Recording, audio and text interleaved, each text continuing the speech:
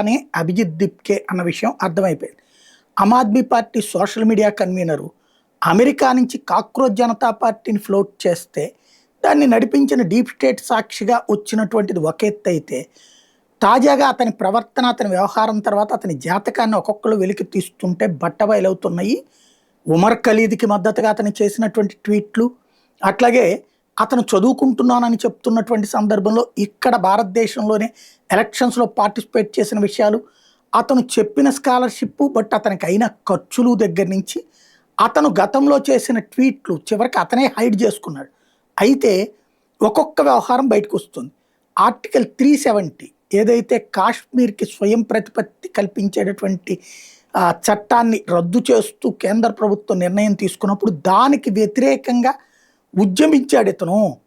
కాశ్మీర్కి స్వతంత్ర ప్రతిపత్తి ఉండాల్సిందే, భారతదేశంలో అంతర్భాగం కావాల్సిందే, కాకూడదు అన్నటువంటి నినదించినటువంటి ఉమర్ ఖలీద్ లాంటి వాళ్ళతో చేతులు కలిపాడు, ఉద్యమం చేశాడు. ఆ సందర్భంగా అతని మీద పూణేలో, మహారాష్ట్రలోని పూణేలో అతను ఇప్పుడు ఉంటున్నటువంటి ఇంటి ఏరియాలోనే అతని మీద కేసు నమోదయ్యింది అన్నటువంటి విషయం తాజాగా బయటకు వచ్చింది.